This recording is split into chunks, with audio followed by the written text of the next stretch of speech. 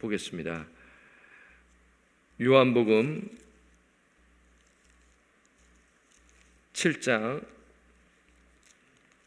14절에서 24절까지 말씀입니다. 찾으셨으면 우리 한번 교독하겠습니다.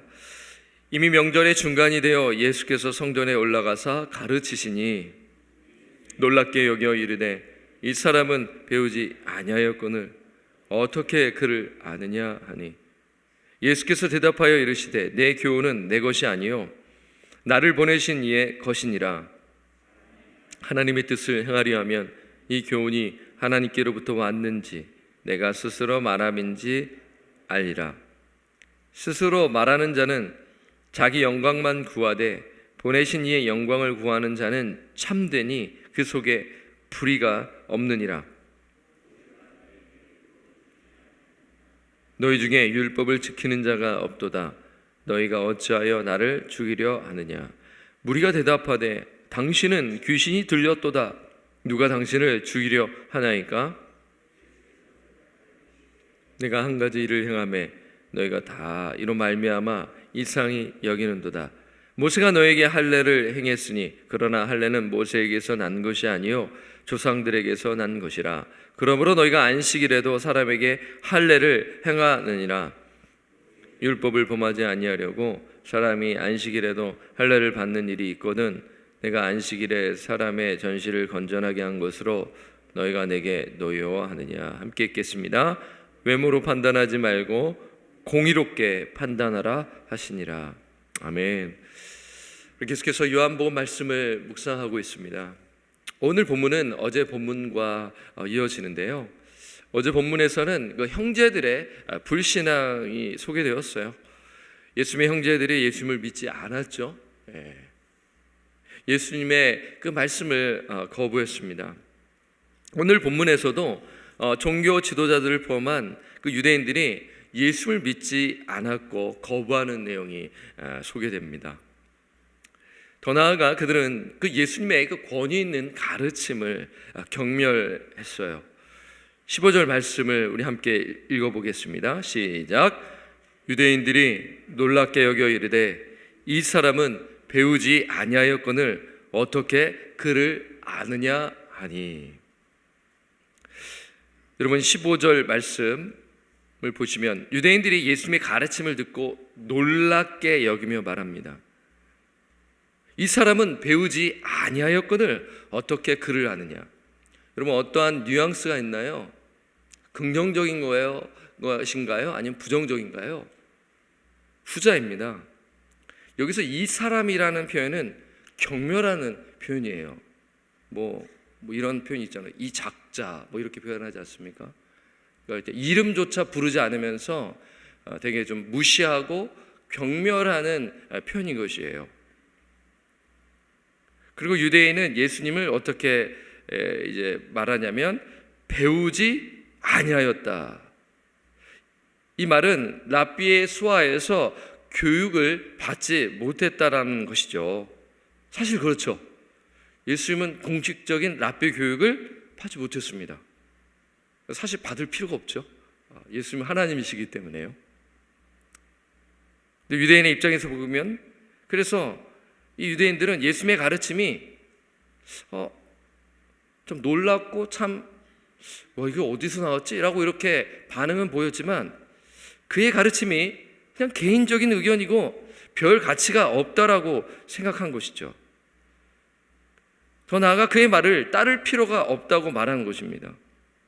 한마디로 유대인은 그 예수님의 권위 있는 가르침을 받아들이지 않는 것입니다. 그러니까 오늘 이 본문의 이제 핵심이라 할 수 있는데 그 예수님의 권위 있는 가르침이 지금 이제 소개되고 있는 것입니다. 그래서 예수님께서는 그것을 어떻게 보면 증명하시고 우리가 좀 계속해서 말씀을 보면 예수님이 자기의 그 신적 그 권능, 자신의 그 신성을 말씀하고 있잖아요. 나는 생명의 떡이라, 나는 빛이라, 세상의 빛이라. 뒤에 보게 되면 나는 선한 목자라. 그래서 I am 선언을 하면서 자신의 그 신성을 말씀하고 있는 거예요. 그래서 16절을 보게 되면 예수님께서 자신의 이러한 가르침이 이제 하나님으로부터 왔다라고 말씀하고 있어요. 자, 16절 우리 함께 읽겠습니다. 시작. 예수께서 대답하여 이르시되 내 교훈은 내 것이 아니요 나를 보내신 이의 것이니라. 그 예수님은 자신의 그 가르침의 출처가 어디라고 하죠? 하나님이라고 지금 말씀하고 있어요. 그러면 여기서 유대인들이 의문을 갖게 될 것입니다. 예수님의 가르침이 하나님으로부터 온 것인지 아니면 자신에게 온 것인지 어떻게 알 수 있는가입니다. 예수님은 그것을 또 아셨을 것 아니겠어요? 그 속마음을 아시는 하나님이시기에요. 그래서 예수님은 자신의 가르침이 하나님으로부터 왔음을 두 가지로 증명하는 것이에요. 어떻게 보면 이 요한복음을 보게 되면 어떻게 보면 바울이 그 진리를 이제 논리적으로 증명하는 그 서신서를 우리가 보게 되지 않습니까? 그러한 좀 맥락과 좀 비슷하다고 저는 생각이 들거든요. 그래서 예수님께서는 그냥 막무가내로 나를 믿어야 돼 이렇게 그 말만 하시는 것이 아니라 그 믿어야 할 이유와 그리고 그 증명할 것들을 예수님께서 말씀하시는 것이죠. 그래서 예수님께서 자신의 가르침이 하나님으로부터 왔음을 두 가지로 증명하는 것인데, 첫째는 무엇이냐면 순종입니다. 자, 7장 17절 말씀 함께 읽겠습니다. 시작.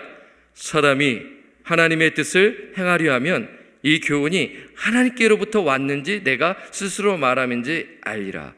여러분 7장 17절 말씀을 이렇게 설명할 수가 있어요. 이걸 그냥 읽으면 이게 무슨 내용인지 라고 또 그냥 지나칠 수 있는데요, 이렇게 설명할 수가 있어요. 진실로 하나님의 뜻을 행하는 자는, 그러니까 진실로 하나님의 뜻을 행하는 자는 예수님의 가르침이 하나님에게서 온 것인지 아니면 예수님 마음대로 말한 것인지를 알게 될 것이다 라는 그 의미를 담기고 있습니다.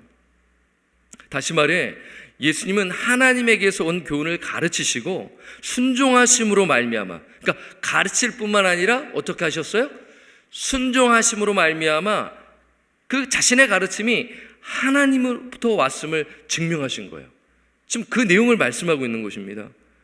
그런데 여러분, 예수님께서 왜 17절 말씀을 하셨을까요? 지금 유대인들이 하나님의 뜻을 행하고 있나요? 행하지 않고 있나요? 행하고 있지 않고 있다는 거예요. 지금 폐부를 찌르는 그 말씀을 지금 하고 있는 거예요. 그러니까 유대인들은 자신들의 하나님의 뜻을 행하는 것으로 생각하고 이제 예수님을 지금 공격하고 있는 장면이에요. 만약 유대인들이 하나님의 뜻을 행하면 예수님의 가르침이 하나님에게서 온 것을 알았을 것이다, 깨달았을 것이다. 그러니까 하나님의 뜻을 행하지 아니하니까 나의 가르침이 하나님에게서 온 것이 내게서 온 것인지 지금 분별하지 못하고 있다는 것을 지금 예수님께서 말씀하고 있는 거예요. 자, 두 번째, 예수님의 가르침이 하나님으로부터 온 것인지 아니면 자신에게서 온 것인지 어떻게 할 수 있는가? 첫 번째는 순종이라고 했잖아요. 두 번째는 뭐냐면요, 예수님의 가르침이 하나님의 영광을 위한 것이기 때문이다 라고 정리할 수 있어요. 자, 7장 18절에 보면 나와 있습니다. 7장 18절 함께 읽겠습니다. 시작. 스스로 말하는 자는 자기 영광만 구하되 보내신 이의 영광을 구하는 자는 참되니 그 속에 불의가 없느니라. 자, 보세요. 예수님의 가르침이 하나님에게서 온 것은 예수님의 가르침이 무엇을 구했기 때문이다? 하나님의 영광을 구했기 때문이다 라는 것이에요. 지금 예수님의 말씀이요. 자, 18절에서 우리는 두 가지가 대조된 것에 주목해야 하는 것입니다. 자, 18절을 잘 보시면 스스로 말하는 자와 그리고 하나님의 영광을 구하는 자가 대조되고 있어요. 스스로 말하는 자는 누구인가요? 네. 스스로 말하는 자는 모세 율법에 정통하여 율법을 가르치고 해석하는 자예요. 그 종교 지도자들이겠죠. 또 유대인들도 포함될 것입니다. 정말 하나님의 말씀에 율법에 관심을 보이는 자들, 또 특히 또 종교 지도자들 봤었을 때 그렇죠. 그들은 엘리트였습니다. 학식이 높았어요. 공부를 많이 했어요. 율법을 연구를 많이 했단 말이에요. 그런데 예수님께서 아시잖아요. 그들이 어떻게 했어요? 스스로 말하는 자는 자기 영광만 구하되라고 말씀하셨잖아요. 자기 영광을 구했다라는 것은 어떤 의미입니까? 자기를 높였다라는 거예요. 자기를 자랑했다라는 것입니다. 자기를 높이고 자랑하는 것은 뭡니까? 교만이죠. 그렇지 않습니까? 반면 하나님의 영광을 구하는 자는 누구인가요? 지금 스스로 말하는 자와 보내신 이의 영광을 구하는 자가 대조되었다고 말씀드렸는데, 하나님의 영광을 구하는 자가 누구입니까? 지금 예수님이죠. 예수님은 자신의 가르침을 통해 하나님의 영광을 나타내신 거예요. 사랑하는 성도 여러분, 이것이 우리의 목적이어야 합니다. 섬김의 목적, 하나님의 영광이어야 돼요. 하나님께서는 우리에게 구원을 베풀어 주셨습니다. 선물로요. 맞죠? 그리고 하나님께서는 우리에게 구원을 주시고 또한 동시에 무엇을 주셨냐면 은사를 주셨어요. 한 가지 혹은 두 가지 이상. 여러분의 은사는 무엇입니까? 여러분, 은사의 목적은 또한 무엇입니까?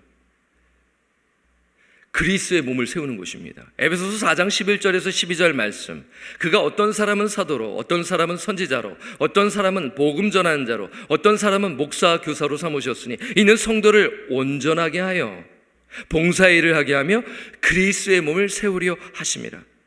은사의 목적, 그 은사 가운데는 이 가르치는 은사가 있지 않습니까? 그래서 오늘날에는 선지자와 사도는 없죠.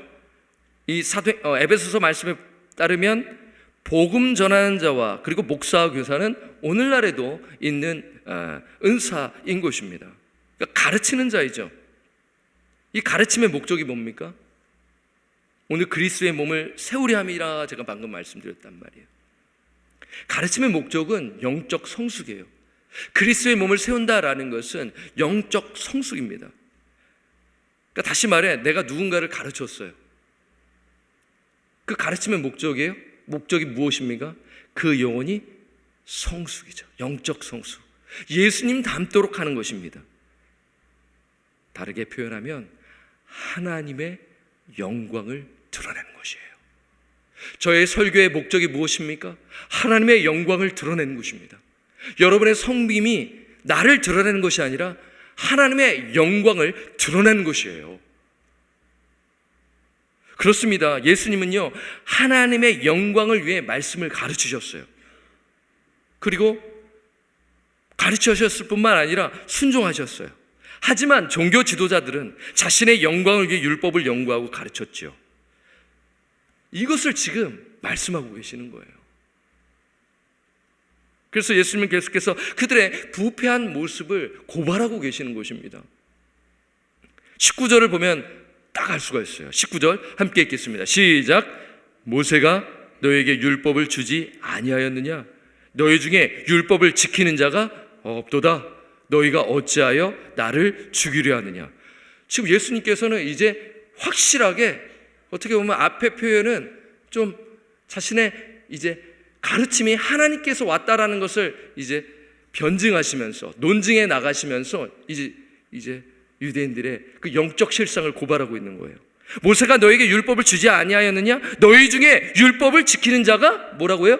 없도다. 그러니까 자기 영광을 위해 살아가는 이 유대인들을 향해 예수님께서 지금 아주 그냥 뭐 돌려 말하지 아니하시고 그냥 돌직구를 날리시는 것이에요. 모세가 너에게 율법을 주지 아니하였느냐? 그런데 너희 중에 율법을 지키는 자가 없도다. 여기서 이제 종교 지도자들이 놀랬을 것이죠. 흠칫 놀랬을 것입니다. 왜냐하면 종교 지도자들 포함한 유대인들은 율법을 지킨다고 하면서 사실 지키지 못하고 있었기 때문이에요. 바로 본문을 보더라도 알 수가 있잖아요. 7장 19절 하반절에 어떻게 나와 있어요? 너희가 어찌하여 나를 죽이려 하느냐?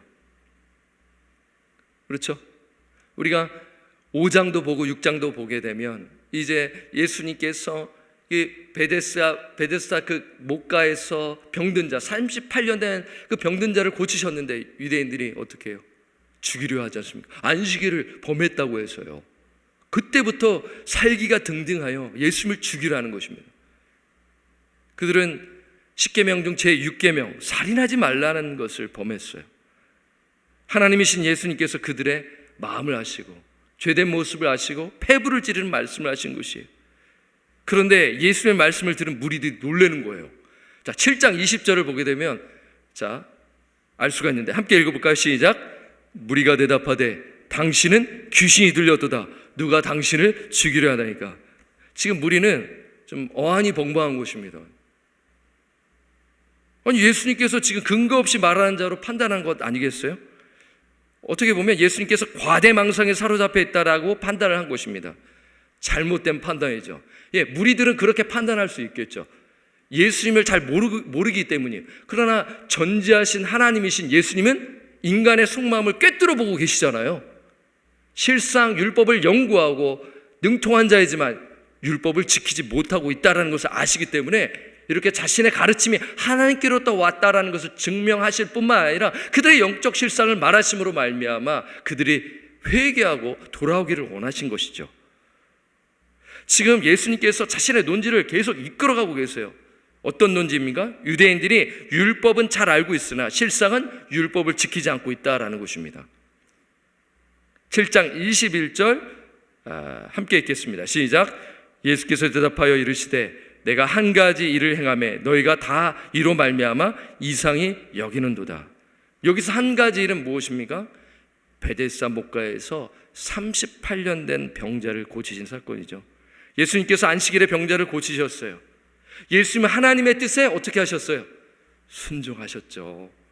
하지만 유대인들은 예수님이 안식일에 병자를 고친 것에 문제를 삼았어요. 그들은 예수님께서 제4계명을 범한 것으로 정죄했잖아요. 4계명을 범하면 어떻게 됩니까? 죽는 것이죠. 출애굽기 31장 15절에 엿새 동안은 일할 것이나 일곱째 날은 큰 안식일이니 여호와께 거룩한 것이라. 안식일에 일하는 자는 누구든지 반드시 죽일지니라. 여러분, 나름대로 유대인들 또한 명분이 있었는데 근데 안타까운 상황 아니겠어요? 유대인들은 안식일에 참된 의미를 모르고 하는 말씀이죠. 안식일은 단순히 아무것도 하지 않는 것이 아니라 시간을 구별하여 하나님을 예배하는 곳입니다. 또한 안식일은 시간을 구별하여 이웃을 돌보고 사랑하는 곳이에요. 이게 안식일의 의미입니다. 안식일은 생명을 살리는 곳이에요. 그런데 유대인들은 율법의 참 뜻을 모르고 종교적 의식에 열심을 다한 것입니다. 대표적인 것이 할례이죠. 그래서 유대인들은 안식일에도 할례를 행했어요. 자, 그 내용을 예수님께서 말씀하시는 거예요. 7장 22절 함께 읽겠습니다. 시작. 모세가 너에게 할례를 행했으니 그러나 할례는 모세에게서 난 것이 아니요 조상들에게서 난 것이라. 그러므로 너희가 안식일에도 사람에게 할례를 행하느니라. 여러분, 할례는 언약의 표징으로 이스라엘 백성에게 주어지는 의식입니다. 하나님의 말씀이죠. 하나님께서는 이 할례를 할 때 생후 8일 만에 행하도록 규정하셨어요. 레위기 12장 3절에 따르면요. 그런데 어떤 아이가 태어나 제8일이 안식일과 겹치는 경우 안식일에도 할례를 행했어요. 그들은 그렇게 안식일에도 할례를 하겠단 말이에요. 그런데 유대인들은 예수님께 안식일에 육과 영혼을 치유한 것에 정죄한 것이죠. 그리고 노여워하는 것입니다. 그래서 7장 23절 말씀이 있는 거예요. 제가 읽겠습니다. 모세의 율법을 범하지 아니하려고 사람이 안식일에도 할례를 받는 일이 있거든. 너희들이 그렇게 하거든. 내가 예수님께서 안식일에 사람의 전신을 건전하게 한 것으로 너희가 내게 노여워하느냐? 사랑하는 성도 여러분, 이 말씀하셨을 때 예수님 어떤 마음이셨을까요? 얼마나 힘드셨을까요? 예수님은 하나님의 뜻을 행하지 않는 유대인들을 보고 한탄하신 것입니다. 그들은 하나님의 뜻을 안다고는 하지만, 말씀을 잘 안다고 하지만 하나님의 뜻을 행하지 않고 있는 것입니다. 하나님의 뜻은 무엇입니까? 율법의 정신은 무엇입니까? 하나님을 사랑하고 이웃을 사랑하는 곳입니다.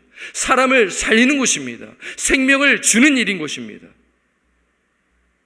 그러면서 예수님께서 마지막에 이렇게 말씀하시는 거예요. 7장 24절 함께 읽겠습니다. 시작. 외모로 판단하지 말고 공의롭게 판단하라 하시니라. 겉모양, 겉으로 드러나는 것, 그것으로만 보고 판단하지 말고 정말 하나님의 말씀에 비추어, 그 뜻에 비추어 그것을 공의롭게 판단하라. 그러니까 잘못된 판단을 하고 그 의식에 사로잡혀 형식적인 신앙, 그 위선, 피상적인 신앙을 하는 그 유대인들을 고발하시는 이 말씀을 오늘 우리에게 들려주시는 것이죠. 그러니까 이렇게 잘못 판단하니까 예수님의 가르침이 하나님에게서 왔다라는 것을 지금 거부하고 있는 것이죠. 그 뜻은 뭐냐면 예수님이 하나님이심을 거부하는 것입니다. 그러니까 계속 배척하는 모습을 지금 보여주고 있는 것입니다. 사랑하는 성도 여러분, 오늘 이 말씀을 묵상하면서 어떤 생각이 드십니까? 여러분, 이 본문이 저는 참 연구하면서 이거 쉽지는 않다라는 생각이 문득 들었습니다. 혹시 오늘 새벽에 오늘 또 방송을 들으신 분들은 어떠신지 모르겠어요. 저는 이 말씀을 묵상하면서 여러분, 유대인들의 모습이 또한 우리들의 삶이 될 수 있다라는 것을 생각해 보았습니다.